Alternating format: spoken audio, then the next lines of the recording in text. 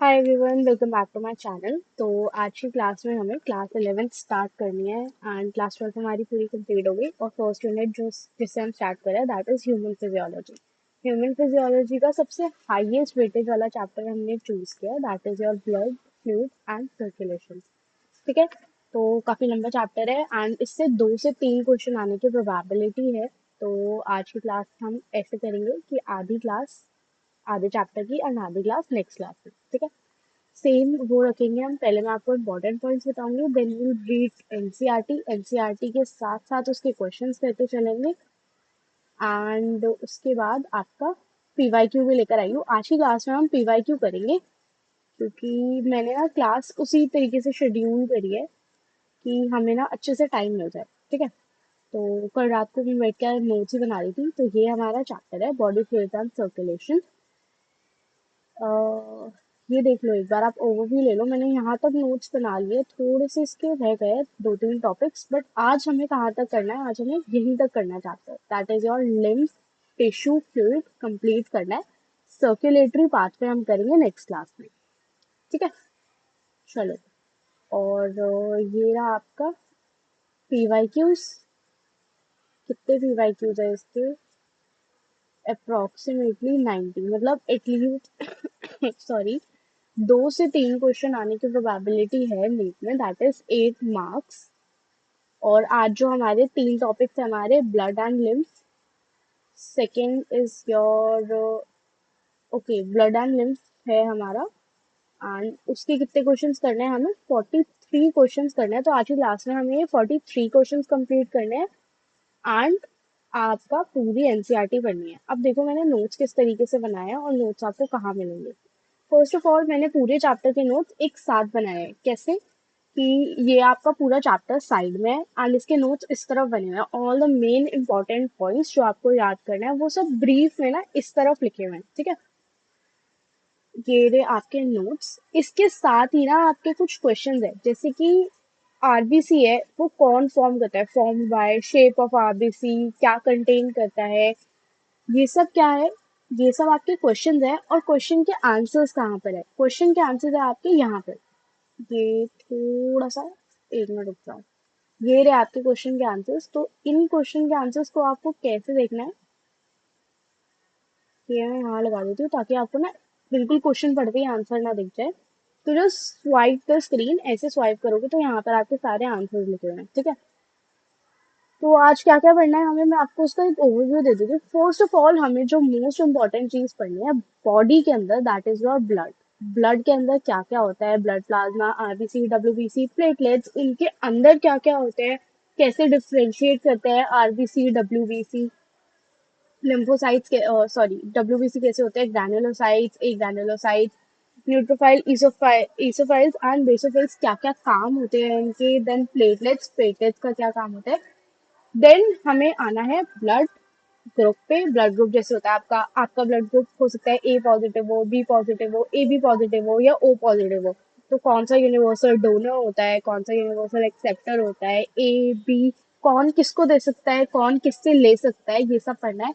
Then आपका आता है आर एच पॉजिटिव। उन्हें आर एच पॉजिटिव क्यों कहते हैं, ए पॉजिटिव क्यों कहते हैं, ये पढ़ना है आज हमें। ठीक है, देन एक आपका केस पढ़ना है आर एच इनकम्पैटिबिलिटी का। एक second. Then we move ahead to अगर आपको चोट लग जाती है तो कैसे हर टाइम ब्लड उसमें बहता नहीं रहता, कैसे स्टॉप हो जाता है। ठीक है, देन हमारा लास्ट है लिम्फ। लिम्फ क्या करता है, क्या कंस्टिट्यूएंट होते हैं उसके, लिम्फ में क्या क्या आते हैं, exchange etcetera etcetera. Next class में हमें क्या पढ़ना है, ब्लड सर्कुलेशन एंड पाथवे। ठीक है, नेक्स्ट क्लास हमारी बहुत अमेजिंग होने वाली है क्योंकि इसमें से ना आपका एक क्वेश्चन जो है, just give me a minute, just give me a minute. Hello, hello. हाँ पापा, हाँ हाँ पापा, पापा 5 टाइम्स। हाँ, ठीक है पापा, सॉरी। ओके, तो नेक्स्ट क्लास जो है हमारी वो ज़्यादा अच्छी होने वाली है, बट आज की क्लास में हमें बहुत मज़ा आएगा। कुछ कुछ ऐसी चीज़ें पता चलेंगी आपको जो शायद आपको नहीं पता थी। And trust me, this is the most interesting chapter of class 11। बहुत आराम से, बहुत प्यार से पढ़ना है। इसके 43 क्वेश्चन है एंड ये चैप्टर जितना मैं पढ़ाऊंगी ना, उसको करके आपके 43 के 43 क्वेश्चन सॉल्व हो जाएंगे। ठीक है, चलो आज की क्लास स्टार्ट करते हैं। आज की क्लास में सब कुछ इम्पोर्टेंट है, तो अच्छे से पढ़ना है। ठीक है, चलो स्टार्ट करते हैं आज की क्लास। आज का टॉपिक हमारा that is body fluid and circulation. सबसे पहले बॉडी फ्लूइड एंड सर्कुलेशन की अगर हम बात करें, तो बॉडी फ्लूइड का सबसे मेन चीज, अगर आप बॉडी फ्लूइड पढ़ते हो तो क्या आता है आपके दिमाग में? That is blood. ठीक है, blood is the main thing जो हमारे दिमाग में आती है, क्योंकि सब कुछ हमारी बॉडी में क्या हो रहा है, फ्लो हो रहा है, चीजें ट्रांसपोर्ट हो रही है, किसके थ्रू हो रही है? ब्लड के थ्रू हो रही है। ठीक है, you have learn that all living organism has provided with nutrients, oxygen, and other essential substance. Also the waste and harmful.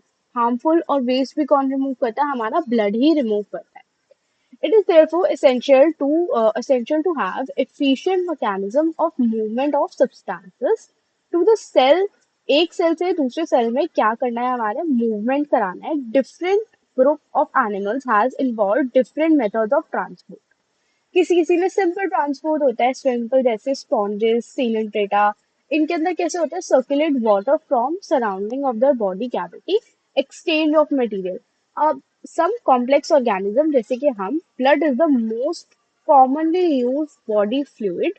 कौन है हमारा most commonly use? Blood is the most commonly use body fluid, जिसके अंदर क्या होता है आपका? Higher organism में ट्रांसपोर्ट होता है। सेकेंड बॉडी फ्लूइड जो इंपॉर्टेंट होता है that is your lymph. Lymph में क्या ट्रांसपोर्ट होता है वो हम आगे जाके पढ़ेंगे। ठीक है, तो ब्लड से स्टार्ट करते हैं। पहले ब्लड में क्या क्या आता है? ब्लड में चार चीजें आती है जो आपको पहले भी आपने पढ़ा होगा, that is RBC, WBC, plasma and platelets. चार चीजें पहले अपने दिमाग में सेट करो, क्या क्या आती है? RBC, WBC, plasma and platelets. RBC WBC same से, पीपी, प्लाज्मा, प्लेटलेट्स। ठीक है, सबसे पहले बढ़ता है प्लाज्मा। ब्लड का जो मैक्सिमम हिस्सा है वो कौन कंसिडर करता है? अप्रोक्सीमेटली 55% कौन है? मैक्सिमम कह सकते हो आप, आधा कह सकते हो, कौन करता है? आपका प्लाज्मा कंसिडर करता है। प्लाज्मा के अंदर अंदर अंदर क्या आता है? Plasma is basically water. 90 to 92% क्या है? वो वाटर है। 6 to 8% क्या है? प्रोटीन है। ठीक है, प्लाज्मा के अंदर तीन तरीके के प्रोटीन मिलते हैं। One is your fibrinogen, second is your globulin and third is your albumin. तीन है, इनके तीनों के ना आपको फंक्शन याद करने हैं। आप कैसे याद करोगे? इससे भी आपका एक प्रीवियस ईयर क्वेश्चन आया हुआ है कि जो प्रोटीन्स है ना, उसके कौन से तीन प्रोटीन्स है ये बताओ, क्या क्या फंक्शन है उसके ये बताओ। तो सबसे पहले हमारा जो सबसे इम्पोर्टेंट फंक्शन प्ले करता है दैट इज योर फिब्रियोजन। फिब्रियोजन क्या करता है? आपका क्लॉटिंग में हेल्प करता है। जैसे आपको चोट लग जाती है तो वहां पर वो ना थ्रेड प्रेजेंट कर देता है। क्या करता है? उसको क्लॉट कर देता है ताकि खून ना बहे। Fibrinogen is use for clotting. Albumin, अब आप एल्ब्यूमिन का काम क्या है? Osmotic balance. A O, L और ऑस्मोटिक, तो इसको याद रखना है। सॉरी, राइमिंग हो रहा है कि एल्ब्यूमिन क्या करेगा? ऑस्मोटिक बैलेंस मेंटेन करेगा। ठीक है, और ग्लोबुलिन क्या करेगा? डिफेंस मैकेनिज्म का काम होता है ग्लोबुलिन का। ठीक है, अब आती है आपकी एक चीज और, दैट इज कि प्लाज्मा, अगर प्लाज्मा में क्लॉटिंग फैक्टर ना हो तो उसको क्या कहेंगे? क्योंकि अगर क्लॉटिंग फैक्टर प्रेजेंट है, कौन सा आपका क्लॉटिंग फैक्टर? फिब्रियोजन है जो आपका हेल्प करता है क्लॉटिंग में। बट अगर प्लाज्मा में क्लॉटिंग फैक्टर प्रेजेंट ना हो तो उसे क्या कहेंगे? उसे कहेंगे आप क्या? सीरम। ठीक है, important question previous year question में आया हुआ है। दो क्वेश्चन मैं बता रही हूँ प्रीवियस ईयर में। अभी जब प्रीवियस ईयर क्वेश्चन करेंगे ना तब आपको पता चल जाएगा कि कितना इंपॉर्टेंट है। ठीक है, प्लाज्मा का कलर क्या होता है? सबसे पहले ये देखते हैं। Plasma is a straw colour viscous fluid constitute of 25% of blood. क्या हो गया? मेजोरिटी आपका क्या प्रेजेंट है? प्लाज्मा प्रेजेंट है। प्लाज्मा में क्या है? 90% क्या है आपका? पानी है, इज वाटर, एंड प्रोटीन कितना है? 6 to 8% है। Fibrinogen, globulin and albumin are the major proteins. Fibrinogen are needed for the clotting of blood. Globulin is involve in defence mechanism and albumin क्या करता है आपका? ऑस्मोटिक बैलेंस को help करने में मदद करता है। अब उसके अंदर कुछ कुछ मिनरल्स भी प्रेजेंट होते हैं। कौन से आपके? Sodium, calcium, magnesium and HCO3। Chlorine भी थोड़ा सा प्रेजेंट होता है, ठीक है। उसके अलावा और क्या क्या प्रेजेंट है आपका, ग्लूकोज है, अमीनो एसिड्स है एंड लिपिड्स है। These are all present in the plasma and they are always in transit in body. Factors of clotting are present in plasma. कौन सा फैक्टर है आपका, वो फिब्रियोजन इज एन इनएक्टिव फॉर्म, कि वो जो होता है ना आपका फिब्रियोजन है, वो हमेशा एक्टिव फॉर्म में प्रेजेंट नहीं होता, वो इनएक्टिव फॉर्म में प्रेजेंट होता है। उसके लिए भी आपको एक एंजाइम चाहिए होता है जो आपका एक्टिवेट करेगा फिब्रियोजन को। उसके बाद वो क्या करेगा, क्लॉटिंग करेगा। ये हम आगे पढ़ेंगे आपका अबाउट क्लॉटिंग आज की क्लास में। अब आती है आपकी जो मेन इंपॉर्टेंट लाइन जो आपको याद करनी है, plasma without the clotting factor is called as serum, ठीक है। अब इस पैराग्राफ में आपको दो चीजें जो याद रखनी है, दैट इज फिब्रियोजन, ग्लोबुलिन, एल्ब्यूमिन। इन तीनों का काम क्या है, फिब्रियोजन का है क्लॉटिंग, ग्लोबुलिन का है डिफेंस एंड एल्ब्यूमिन का है ऑस्मोटिक बैलेंस को मेंटेन करना। एंड सेकेंड चीज जो आपको याद करनी है, that is plasma without clotting factor is called as serum. सबको अच्छे से समझ में आ गया, आई होप, ठीक है। फिर आते हैं कुछ फॉर्म्ड एलिमेंट्स पे। फॉर्म्ड एलिमेंट्स क्या क्या होते हैं आपके, फॉर्म्ड एलिमेंट्स है आपके आरबीसी, डब्ल्यूबीसी एंड प्लेटलेट्स, ठीक है। These are known as the form elements. और ये कितने परसेंट होते हैं आपके, 55% प्लाज्मा है, तो ये हो गया आपके 45% present in the blood. Okay, अब आते हैं हम इलेक्ट्रोसाइट्स कहते हैं किसको, आरबीसी को। सबसे पहली चीज, अगर आप आरबीसी कर रहे हो तो आरबीसी की आपको फुल फॉर्म पता होनी चाहिए, that is red blood cells. एक मेन कैरेक्टरिस्टिक जो आपको उसके नाम से ही पता चल गई कि क्या है, रेड कलर के होंगे, ठीक है। कितने प्रेजेंट होते हैं, अप्रोक्सीमेटली 5 to 5.5 मिलियन पर मीटर क्यूब प्रेजेंट होते हैं, ठीक है। एंड इसकी जो आपको की इंपॉर्टेंट पॉइंट पढ़नी है, 5 to 5.5 मिलियन पर metre cube.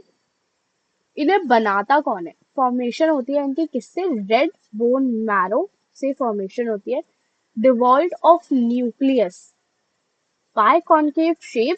And red colour इनके अंदर आता कहाँ से, अब ये तो पता चल गया कि रेड ब्लड सेल्स है तो रेड कलर के होंगे, बट आता कहाँ से है आपका, आयरन उन्हें रेड ब्लड कलर देता है। एंड एक और चीज जो आपको इम्पोर्टेंट है यहाँ पे, कि 12 to 16 gram of haemoglobin her 100 ml में प्रेजेंट होता है, ठीक है। इम्पोर्टेंट चीज है, याद रखनी है, ठीक है। फिर लाइफ स्पैन कितना होता है, 120 डेज का लाइफ स्पैन होता है। लाइफ स्पैन मतलब कि इतने ही दिन वो जीवित रहेंगे। उसके बाद कहाँ चले जाते हैं वो, ग्रेवयार्ड ऑफ आरबीसी जिसे कहते हैं हम, that is your spleen. Spleen is the graveyard of RBC. जब सारे आरबीसी मर जाते हैं तो वो कहाँ गिर जाते हैं, आपके स्प्लीन के अंदर चले जाते हैं, ठीक है। ओके, सबको आरबीसी समझ में आ गया हो। आरबीसी हमारा क्या है, रेड ब्लड सेल्स है। रेड ब्लड सेल्स है, रेड कलर के होंगे। रेड कलर कौन दे रहा है आपका, आयरन दे रहा है उन्हें रेड कलर, ठीक है। हीमोग्लोबिन 12 to 16 ग्राम्स पर 100 ml ब्लड प्रेजेंट होता है। न्यूक्लियस नहीं होता, बायकॉन्केव शेप होती है। कहाँ से फॉर्मेशन होती है और कहाँ जाके मर जाते हैं, आपके रेड बोन मैरो से इनकी फॉर्मेशन होती है। एंड दे आर, जब वो मर जाते हैं उनकी लाइफ स्पैन होता है 100 to 120 days. And graveyard of RBC is your spleen. Okay, तो अब आते हैं हम अपने नेक्स्ट उस पे, दैट इज डब्ल्यूबीसी। डब्ल्यूबीसी को और क्या कहते हैं आपके, ल्यूकोसाइट्स। डब्ल्यूबीसी व्हाइट कलर के नहीं होते, that are white blood cells कहते हैं, but they are colourless in shape, colourless in sorry colourless in colour, sorry, ठीक है। कलरलेस क्यों होते हैं, क्योंकि भाई उनके अंदर आपका आयरन नहीं होता। आयरन आपका उसको क्या देता है, रेड कलर देता है, सॉरी हीमोग्लोबिन। आयरन नहीं होता तो योर हीमोग्लोबिन इज एब्सेंट। उनके अंदर न्यूक्लियस होता है, न्यूक्लिएटेड होते हैं, पर उनका जो नंबर होता है ना, दैट इज कंपेरेटिवली बहुत कम होता है, 6,000 to 8,000 होता है। और आपके आरबीसी कितने थे, 5 to 5.5 मिलियन आरबीसी थे सेम ब्लड के अंदर। ओके, एक चीज जो आपको यहाँ पर इम्पोर्टेंट देखनी है, कि जो आपके डब्ल्यूबीसी होते हैं they are generally short lived. Short lived तो लिखा हुआ है हमारी एनसीईआरटी में, बट ना आपका वो डेज नहीं लिखा हुआ कि कितने डेज तक आपके डब्ल्यूबीसी चलते हैं। That is less than 10 days. इसका एक प्रीवियस ईयर क्वेश्चन आया था कि आरबीसी की लाइफ स्पैन क्या होती है, हमारी एनसीईआरटी में नहीं लिखा, बट पुरानी एनसीईआरटी में ना इसकी लाइफ स्पैन लिखी हुई थी डब्ल्यूबीसी। ठीक है। अब आ गए आपके डब्ल्यूबीसी। डब्ल्यूबीसी को ना आप दो तरीके से कैटेगराइज करते हो। ये पता चल गया कलरलेस होते हैं, कहाँ प्रेजेंट होते हैं और कितने प्रेजेंट होते हैं।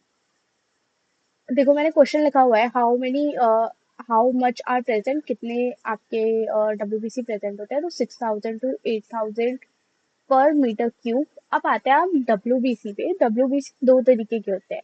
एक जिनके अंदर ग्रैन्यू होते हैं उन्हें कहते हैं ग्रैनुलोसाइट्स, और जिनके अंदर नहीं होते उनको कहते हैं एक ग्रैनुलोसाइट्स।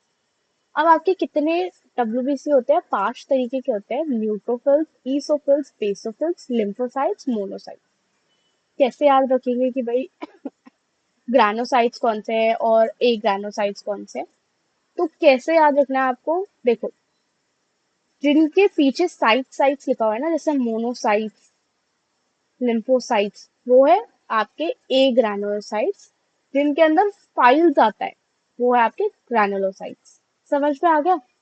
अब हमें क्या करना है? डिस्कस इनके फंक्शन डिस्कस करना है, क्योंकि भाई पेपर में तो वही आएंगे, ये तो नहीं पूछेंगे पेपर में। सबसे ज्यादा मात्रा में जो प्रेजेंट है दैट इज योर न्यूट्रोफिल्स।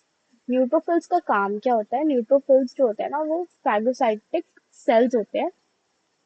क्या काम होता है उसका? डिस्ट्रॉय करते हैं फॉरेन बॉडीज को। फॉरेन ऑर्गेनिज्म अगर हमारी बॉडी के अंदर एंटर करने की कोशिश करता है तो उनको मार देते हैं। ठीक है। ईसोफिल्स का काम क्या होता है? आपका इन्फेक्शन से बचाना, इन्फेक्शन से प्रोटेक्ट करते हैं। अगर आप इसको देखोगे तो ई और आई, ईसोफिल और इन्फेक्शन, ये कहीं कहीं राइम कर रहे हैं। ठीक है, तो इससे आपको याद रखना है। देन आ गया आपका बेसोफिल्स। बेसोफिल्स का काम क्या होता है? आपका हिस्टामीन सेरोटोनिन रिलीज करते हैं, जो आपके allergic reaction, sorry allergic reaction नहीं कह रही हूँ, गलती से कह दिया, आपके सेरोटोनिन और हिस्टामीन और हेपारिन को रिलीज करते हैं। ये काम होता है आपका बेसोफिल्स का। देन आते हैं lymphocytes and monocytes. Lymphocytes and monocytes are basically used for immune response. ठीक है, सबको यहाँ तक समझ में आ गया? एक बार हम और पढ़ेंगे इसको। न्यूट्रोफिल्स का काम क्या होता है? फॉरेन ऑर्गेनिज्म को हमारी बॉडी में आने से रोकेगा, उनको मार के। ईसोफिल्स का काम क्या है? इन्फेक्शन से प्रिवेंट करता है। Basophils histamine, heparin and serotonin release करता है। एंड लिम्फोसाइट्स और मोनोसाइट्स क्या करते हैं? Immune response. एक चीज जो आपको यहाँ पर ध्यान देंगे, फेगोसाइटिक सेल्स जो होते हैं वो दो होते हैं, दो फेगोसाइटिक सेल्स होते हैं हमारे। एक तो आ गया आपका न्यूट्रोफिल्स, और दूसरा जो है दैट इज योर मोनोसाइट्स। ठीक है, ओके। तो एक बार यहाँ से भी देख लो आप। Lymphocytes are generally short live, यहाँ तक हमने पढ़ लिया था। चार पांच हो गए: neutrophils, eosinophils, basophils are the different granulocytes, while lymphocytes and monocytes are your A granulocytes. Neutrophil is the most abundant मैंने आपको बता ही दिया था। कितने प्रेजेंट है भाई हमारे उसमें? अप्रोक्सीमेटली 60 to 65% ऑफ डब्ल्यूबीसी है हमारे न्यूट्रोफाइल। न्यूट्रोफाइल्स क्या करते हैं? फॉरेन ऑर्गेनिज्म को डिस्ट्रॉय कर देता है। ठीक है।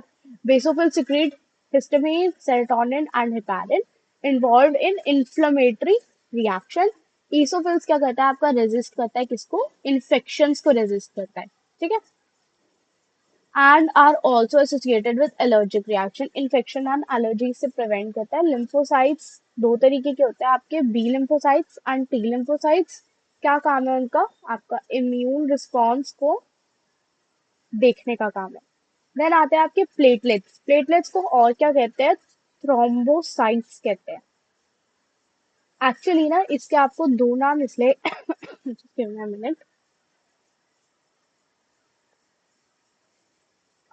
इसके ना दोनों नाम आपको इसलिए याद होने चाहिए क्योंकि ना ये लोग जनरली ना आपको कॉमन नेम नहीं देते। जैसे वो डब्ल्यूबीसी नहीं देंगे, वो ल्यूकोसाइट्स दे देंगे। इसलिए प्लेटलेट्स का दूसरा नाम भी आपको याद रखना है, थ्रोम्बोसाइट्स कहते हैं इसको। एंड कितने प्रेजेंट होते हैं? 1 लाख to 3 लाख प्रेजेंट होते हैं पर मीटर क्यूब। एक क्वेश्चन भाई आपका ये भी आ सकता है, अगर आपको अरेंज करना हो डब्ल्यूबीसी आर, सॉरी मैंने आरबीसी बोल दिया ना, डब्ल्यूबीसी एंड प्लेटलेट्स में आपको बताना हो कि कौन सा सबसे ज्यादा प्रेजेंट है, तो इसकी ना अरेंज कुछ ऐसे होगा। सबसे पहले तो आपका डब्ल्यूबीसी प्रेजेंट है क्योंकि वो 5 to 5.5 मिलियन प्रेजेंट है। देन योर प्लेटलेट्स, प्लेटलेट्स कितने प्रेजेंट है आपके, 1 लाख टू 3 लाख प्रेजेंट है। एंड देन डब्ल्यूबीसी, क्योंकि डब्ल्यूबीसी आपके अप्रोक्सीमेटली कितने प्रेजेंट है, 6,000 to 8,000 पर मीटर क्यूब। याद रहेगा ये, याद रहना चाहिए, क्योंकि अगर ये नहीं याद रहा ना तो पिटाई हो जाएगी आपकी। कुछ पेपर ले लो।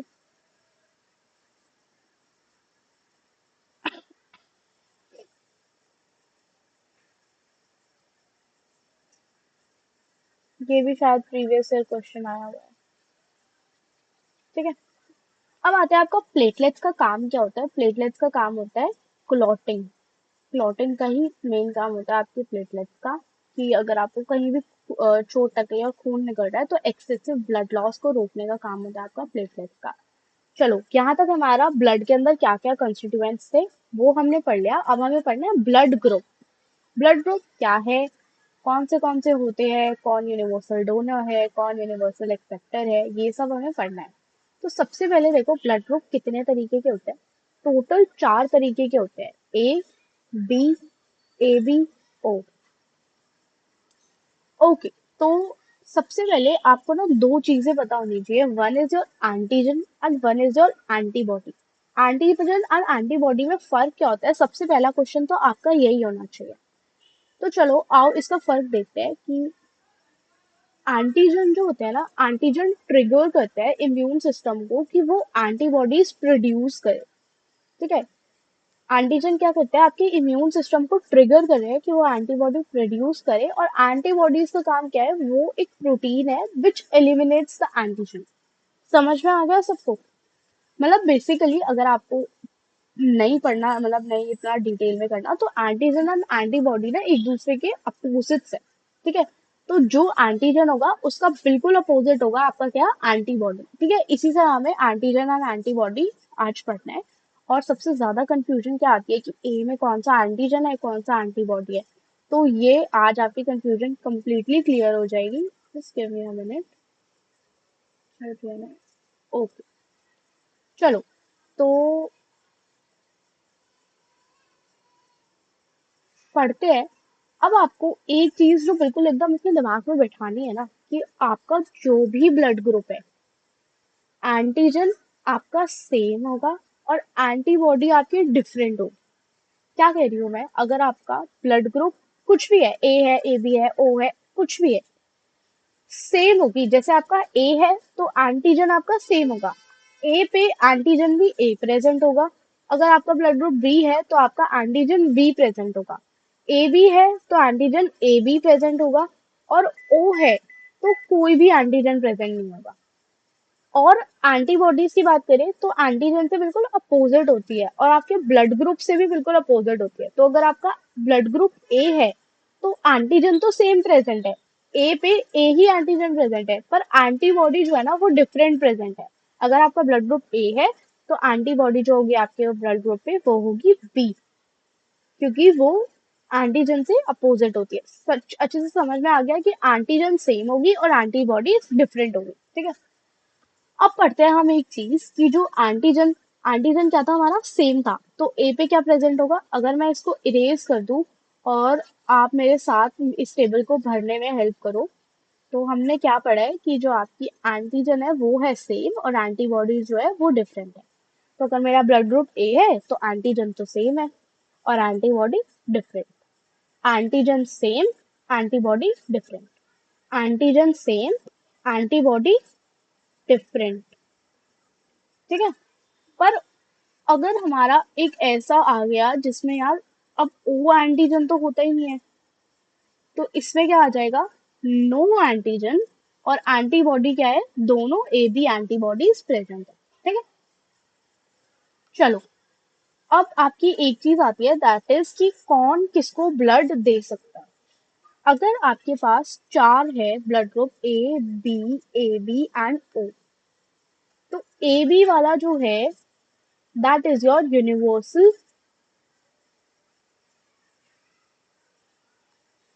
एक्सेप्टर। क्यों है वो यूनिवर्सल एक्सेप्टर, क्योंकि उसके पास कोई भी एंटीबॉडी प्रेजेंट नहीं है। एंटीबॉडी क्या करती है, आपका फाइट मैकेनिज्म करती है, कि वो अगर दूसरी एंटीबॉडी आ गई किसी और ब्लड ग्रुप की तो उसको फाइट करने में हेल्प करेगी, पर ए बी में तो कोई एंटीबॉडी प्रेजेंट ही नहीं है।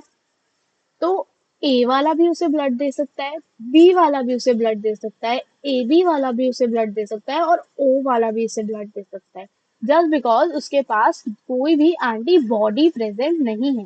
ठीक है। But if we talk about A, A वाले को कौन ब्लड दे सकता है, सिर्फ ए वाला दे सकता है, एंड ए बी वाला दे सकता है। ठीक है। बी वाले को कौन दे सकता है, बी वाला तो दे ही सकता है, ए बी वाला भी दे सकता है, ए बी वाले को ए वाला भी दे सकता है, बी वाला भी दे सकता है। एक चीज गलत कर दी हमने यहाँ पे। क्या गलत कर दी, कि जो आपका ए वाला है ना उसको ए बी वाला नहीं दे सकता। क्यों नहीं दे सकता, क्योंकि ए बी वाले में ना आपकी बी भी आता है, और ये एंटीबॉडी जो है ना वो बी वाले से फाइट करेगी, तो बॉडी जो है ना वो ए बी वाले का ब्लड एक्सेप्ट नहीं करेगी। तो आपको O is the universal donor. Universal donor मतलब कि वो किसी को भी ब्लड दे सकता है, जस्ट बिकॉज उसके पास कोई एंटीजन प्रेजेंट नहीं है। एंटीजन आपको सेम देखना है, और एंटीबॉडी आपको डिफरेंट देखनी है।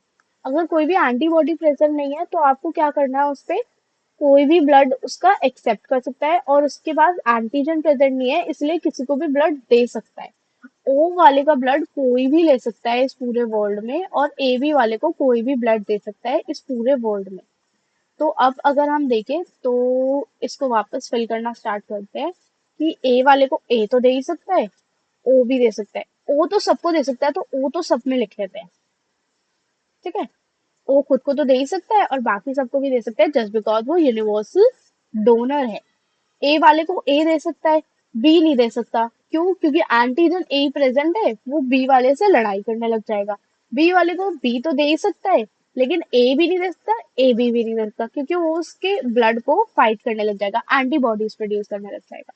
अब ए बी वाले को ए वाला भी दे सकता है, क्योंकि उसके पास, इसके पास क्या है, आपका एंटीजन ए भी है और बी भी है, तो ए वाला भी दे सकता है, बी वाला भी दे सकता है, और ओ वाला तो यूनिवर्सल डोनर है तो वो तो सबको दे सकता है।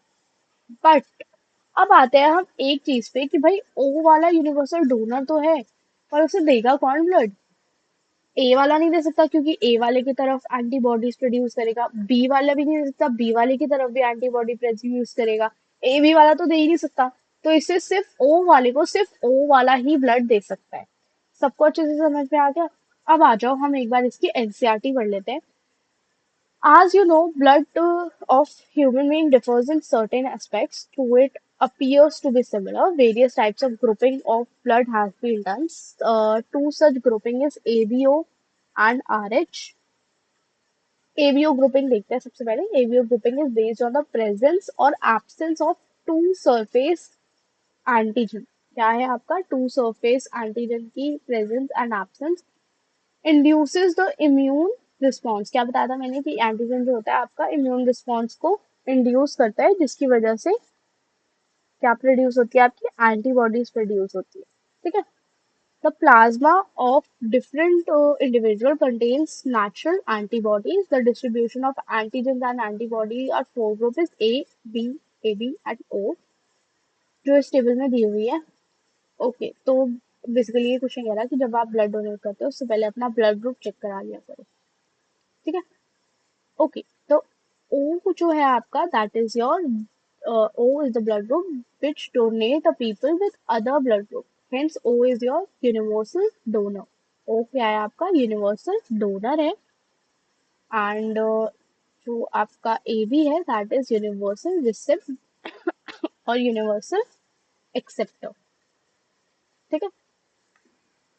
अब आते हैं हम दूसरी चीज पे, आर एच ग्रुप। हम ना कभी भी ये नहीं बोलते ए, आपने सुना होगा लोग बोलते हैं A positive, B positive, O positive, या O negative, B negative, A negative. तो ये नेगेटिव क्या है, that is your R H group.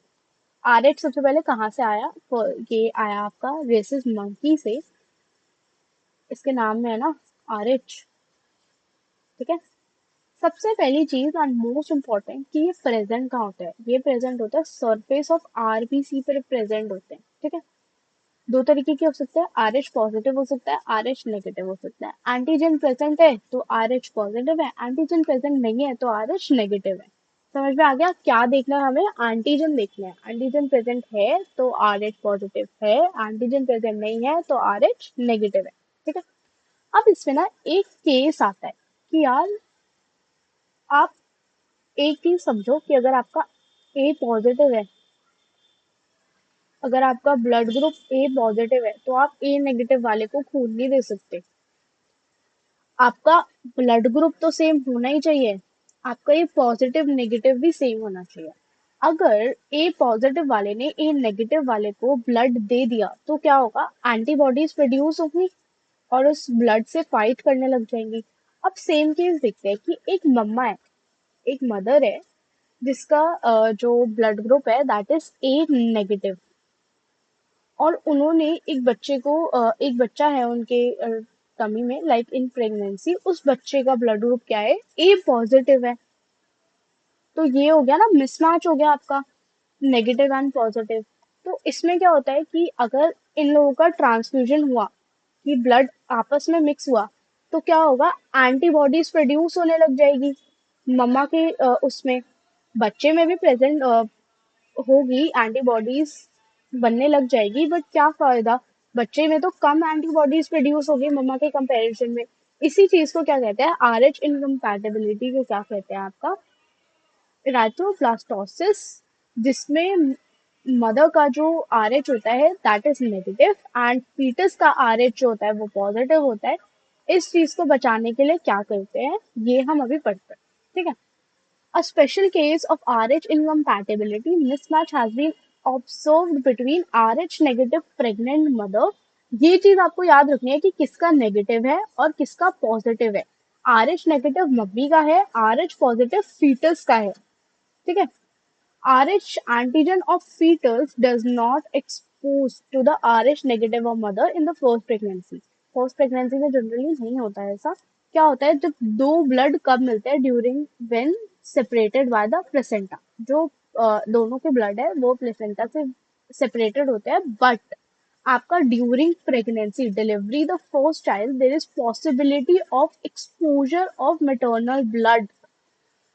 Small amount of blood बच्चे के अंदर जा सकता है। इन सच केसेस द मदर क्या करती है? आपकी एंटीबॉडीज प्रिपेयर करना स्टार्ट कर देती है against the R H antigen, क्योंकि हमारी बॉडी को तो नहीं पता ना दैट चाइल्ड इज आर्स की उसकी तरफ एंटीबॉडीज प्रोड्यूस ना करे। इसकी वजह से बच्चे की डेथ भी हो सकती है। This could be fatal to the fetus और कुड कॉज सेवरल अनीमिया। क्या कॉज कर सकता है? आपका अनीमिया एंड जॉन्डिस कर सकता है। किसको? बेबी को। इसको क्या कहते हैं हम? Erythroblastosis. That can be avoided by determining कि आपका फीटस वो आपका फीटस का ब्लड ग्रुप क्या है और मदर का क्या है। उसके बाद कुछ इंजेक्शन दे दिए जाते हैं जिसकी वजह से वो एंटीबॉडीज प्रोड्यूस नहीं करते। ठीक है। सबको समझ में आ गया मम्मी का कैसे नेगेटिव है और बच्चे का पॉजिटिव है तो कैसे प्रॉब्लम हो रही है। देन आता है आपका कोagulation ऑफ ब्लड। इसमें क्या करना है हमें? ब्लड क्लॉटिंग करनी है कि अगर आपको कभी चोट लग जाती है तो हमेशा जो है ना उधर से खून नहीं बहने लग जाता। थोड़े टाइम बाद जो वो वूंड होता है ना, वो क्या होता है? कलर उस पे थोड़ा सा आपका ब्राउनिश रेडिश कलर आ जाता है। क्या होता है? वो क्लॉटिंग हो जाती है वहां पर, वो उस जगह को सीज कर देता है ताकि खून बहना बंद हो जाए। ठीक है। तो इट इज अ क्लॉट, और क्लॉट फॉर्म मेनली बाय, किससे फॉर्म होता है? एक नेटवर्क ऑफ थ्रेड होते हैं that is known as fibrin. Very important. That is dead and damage elements of blood होते हैं जो वहां पर आकर जुड़ जाते हैं ताकि खून रुकना बंद हो जाए। अब हमने एक चीज जो पढ़ी थी कि वो जो था ना, तो फिब्रिन होता है वो इनएक्टिव फॉर्म में प्रेजेंट होता है। मतलब उसको एक्टिवेट करना पड़ेगा कब? जब आपको क्लॉटिंग करानी है। ठीक है। तो सबसे पहले तो भाई एक्टिव कौन करेगा उसे? अब उसको जो एक्टिव करता है वो एक एंजाइम होता है, एंजाइम थ्रोम्बिन। थ्रोम्बिन क्या कर रहा है? आपका आ रहा है और उसको क्या कर रहा है? एक्टिवेट कर रहा है। थ्रोम्बिन इज टर्न और form from another inactive substance. पर आपका जो थ्रोम्बिन है वो क्या कर रहा है, फिब्रिन को एक्टिवेट कर रहा है, पर जो थ्रोम्बिन है ना वो खुद इनएक्टिव फॉर्म में प्रेजेंट है। थ्रोम्बिन को कौन एक्टिवेट कर रहा है, प्रोथ्रोम्बिन। किस एंजाइम से, थ्रोम्बोकाइनेज एक एंजाइम है जिससे आपका सबसे पहले आपकी कैरेक्टर, सबसे पहले जो आपका मेन कैरेक्टर है that is prothrombin. Prothrombin in present of thrombokinase, इसकी प्रेजेंस में क्या कर रहा है, आपके थ्रोम्बिन को एक्टिवेट कर रहा है। और यही थ्रोम्बिन क्या कर रहा है, फिब्रिन को एक्टिवेट कर रहा है, उसकी वजह से क्या हो रही है, आपकी क्लॉटिंग हो पा रही है। समझ में आ गया? बहुत इंपॉर्टेंट है, प्रीवियस ईयर क्वेश्चन आया हुआ है इसके। ठीक है। एक चीज जो आपको और याद करनी है कि कौन एक और इम्पोर्टेंट रोल प्ले करता है आपके क्लॉटिंग में, that is your calcium. Calcium जो है वो एक इम्पोर्टेंट रोल प्ले करता है आपका क्लॉटिंग में। ठीक है। फिर आता है आपका लिम्फ।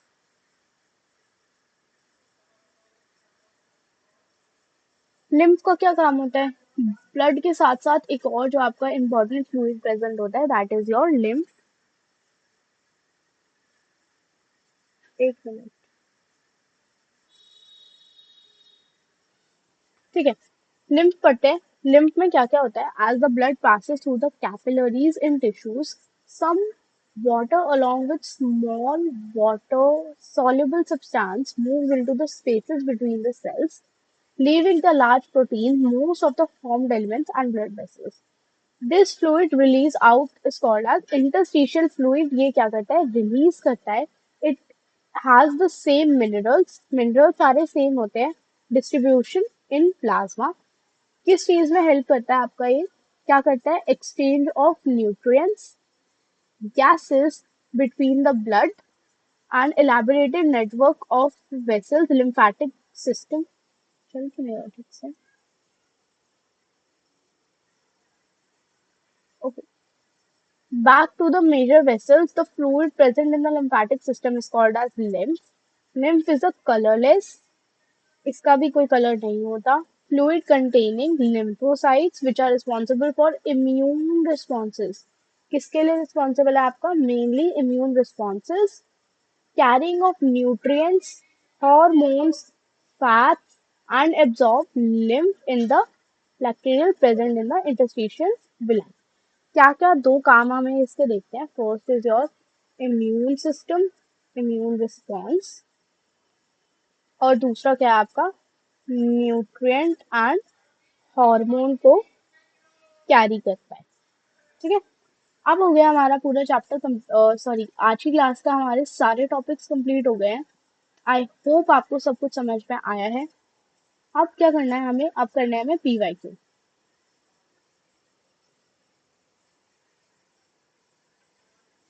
40 मिनट्स की क्लास हो गई है, प्रीवियस ईयर क्वेश्चन खोल लो। आज की क्लास में मैं आपको PYQ करा के ही भेजूंगी, हर क्लास में रह जाते हैं। चलो भाई। अब भाई प्रीवियस ईयर क्वेश्चन जो है वो हमारे साथ कर लो, एक बार घर में जाकर रिवाइज कर लेना, फिर आपको ज्यादा पढ़ने की जरूरत नहीं पड़ेगी। इसके साथ हमने आंसर किया एंड एक्सप्लेनेशन भी अटैच कर दिया है। तो आओ, let's focus on this. Starting with question number 1। 2021 का क्वेश्चन है, which enzyme is responsible for converting of inactive fibrinogen to fibrin. क्या था आपका, फिब्रिन जो था वो इनएक्टिव फॉर्म में प्रेजेंट है, तो कौन सा एंजाइम आपका लगा है इसको करने में, दैट इज योर थ्रोम्बिन।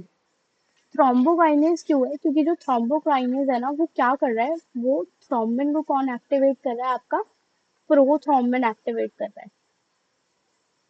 अब जो आपका थ्रोम्बोकाइनेज है ना वो हेल्प कर रहा है थ्रोम्बिन को कि वो प्रोथ्रोम्बिन को कि वो थ्रोम्बिन को एक्टिवेट करे। पर हमारा क्वेश्चन क्या है यहाँ पर, कि फिब्रियोजन टू फिब्रिन कौन कन्वर्ट कर रहा है, तो आपका थ्रोम्बिन कन्वर्ट कर रहा है। समझ में आ गया? Okay.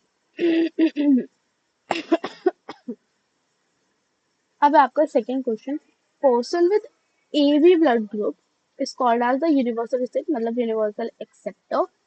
This is due to, AB वाला जो है उसके पास क्या है, एंटीजन कौन से प्रेजेंट है और एंटीबॉडी कौन सी प्रेजेंट है, ये पता होना चाहिए सबसे पहले। तो बताओ कौन से प्रेजेंट है। एंटीजन ए बी प्रेजेंट है और एंटीबॉडी कौन सी है, ओ, मतलब no antigen present, antibody present नहीं है। सबसे पहले बढ़ता है एब्सेंस ऑफ एंटीजन, तो ये तो हो गया गलत, क्योंकि क्या है, ए बी एंटीजन दोनों प्रेजेंट है। Presence of antigen, presence of antibodies, presence of antibodies नहीं है, एब्सेंस ऑफ एंटीबॉडीज है, तो दोनों क्वेश्चन, दोनों आंसर्स गलत हो गए। एब्सेंस ऑफ एंटीबॉडीज है antigen A and B in the plasma, तो आपका correct answer is C. Match the following column and select the correct option.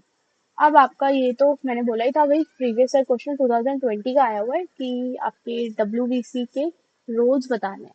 सबसे पहले जो आपका मेन है न्यूट्रोफिल्स, उसका क्या है, फैगोसाइट्स, ठीक है।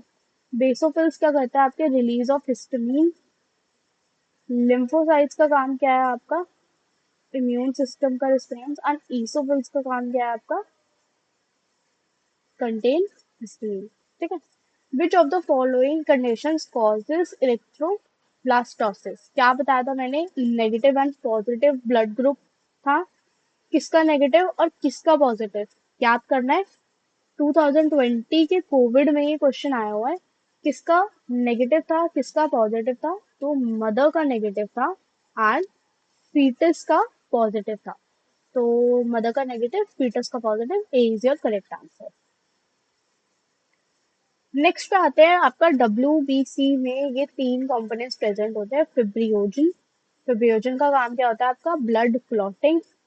ग्लोबुलिन का क्या होता है, डिफेंस मैकेनिज्म। एंड एल्ब्यूमिन का क्या होता है, ऑस्मोटिक बैलेंस। तो ये हो गया ए का 2, बी का 3 एंड सी का 1। Adult human RBC are uninucleated, which is the most appropriate one. So they do not reproduce, they are somatic cells, they do not metabolize, all their internal phases are available for oxygen. D is your correct answer और इससे answer में है A, only D, ठीक है। Serum differ from blood, क्यों, क्योंकि serum के अंदर क्या नहीं होता आपका, क्लॉटिंग फैक्टर जो है that is absent, lacking of clotting factor, ठीक है। Name the blood cells whose reduction in number can cause clotting disorder. Clotting disorder किसके उससे हो सकता है, बताओ।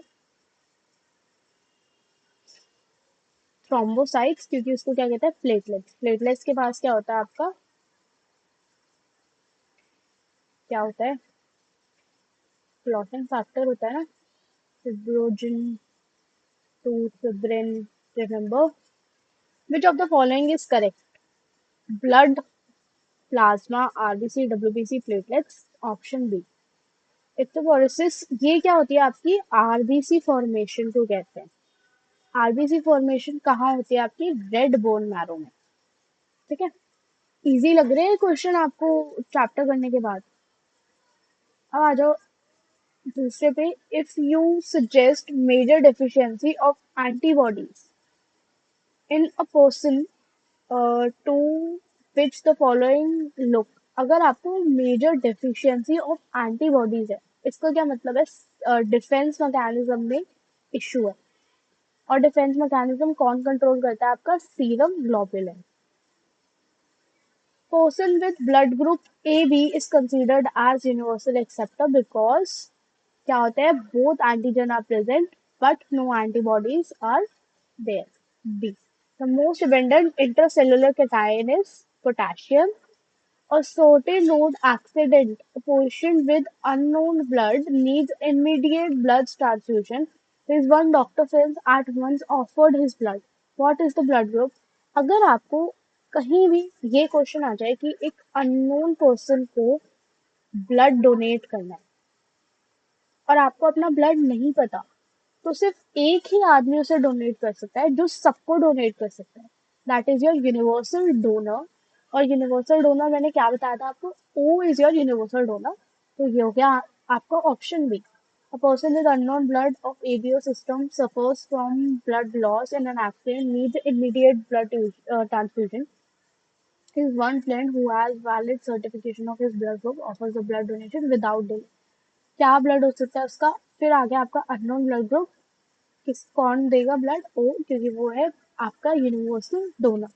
विच one of the following plasma protein is involve in coagulation of blood? कौन होता है आपका भाई? Fibrinogen. Okay, globulin contains in human are primary used for defense mechanism. याद कर लो, इसे बहुत रिपीट हो रहा है question. Human blood grouping ABO instead of ABC, क्यों? क्योंकि ABO के पास क्या होता है, कोई भी एंटीजन प्रेजेंट नहीं होता। ठीक है। Most active phagocytic white blood cells, सबसे अगर आपका कहीं भी फैगोसाइटिक आ गया तो आंसर क्या है आपका? न्यूट्रोफिल है आंसर। ठीक है। ओह सॉरी, न्यूट्रोफिल एंड ईसोफिल नहीं होगा, neutrophil and monocytes. Which leukocytes release your histamine and heparin? Basophils। याद हो जाना चाहिए, इतनी बार पढ़ा दिया आज की क्लास में, 2 बार पढ़ा दिया, ये क्वेश्चन रिपीट इतनी बार हो रहा है। Which will not coagulate blood serum, क्योंकि उसके पास क्लॉटिंग फैक्टर होता ही नहीं है। Which of the following substance if introduced in bloodstream would cause coagulation? Fibrinogen। You are required to draw blood from a patient and keep the test tube analysis of blood for plasma you will required. अगर आपको blood कहीं भी लेना है तो क्या आपको important है, चिल्ड टेस्ट ट्यूब में नहीं लेंगे, टेस्ट ट्यूब कंटेनिंग हेपारिन में भी नहीं लेंगे, सोडियम ऑक्सीलेट में भी नहीं लेंगे। जिस चीज में हम ब्लड को स्टोर कर सकते हैं that is a test tube containing calcium bicarbonate. Continuous bleeding is deficiency of vitamin K. Which of the following statement is true for lymph? All component except RBC and some proteins. Which of the following statement is correct for O? O में मैंने क्या बताया था? No antigen and antibodies कौन सी present है? AB। ये देख लो आप, किसमें किसमें no antigen and both AB antibodies are present। ये तो फीमेल का नेगेटिव एंड मेल का positive. Which statement is true for WBC? WBCs are non-nucleated, गलत है। WBC जो होते हैं वो न्यूक्लिएटेड होते हैं। Remember RBC होते हैं non.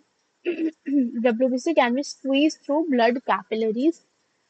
Which of the following occurs in maximum concentration of blood plasma? बताओ। इसका मेरे ख्याल से C है, तो इसको चेक कर लेते हैं। नहीं, 29 का आंसर बेटा D है। सॉरी, इम्पोर्टेंट क्वेश्चन है, इसे याद कर लेना। दिस इज 1999 का क्वेश्चन है बट स्टिल इम्पोर्टेंट है, सब कुछ याद करके जाएंगे।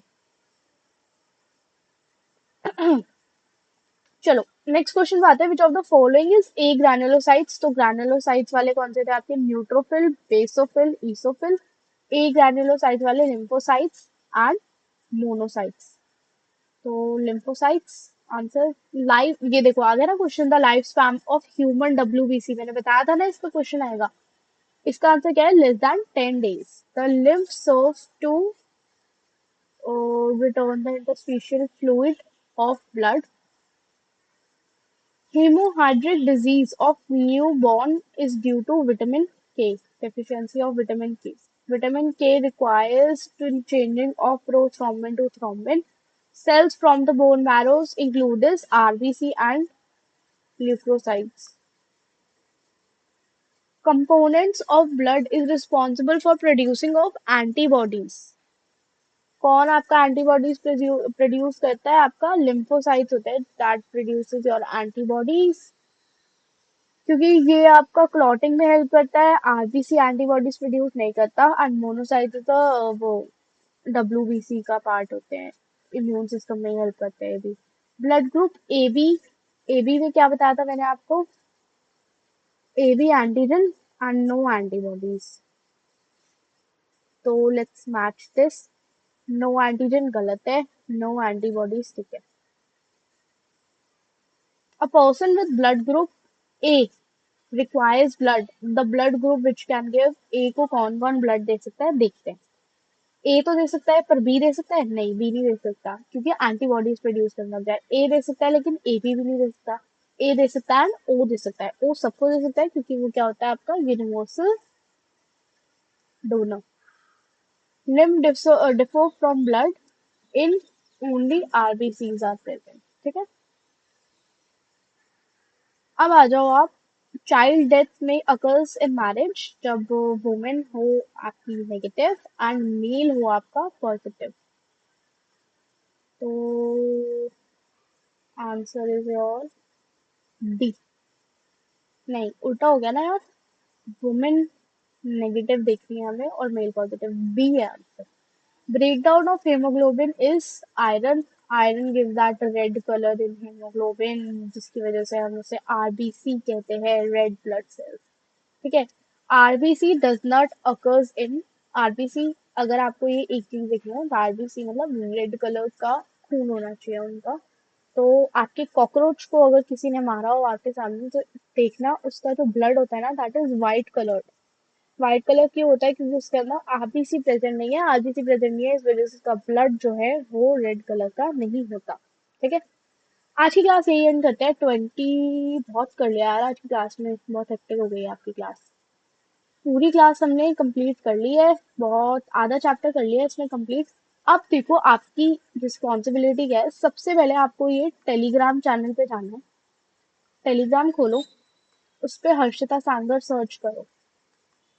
वहां पर आपको इस चैप्टर की पीडीएफ मिलेगी।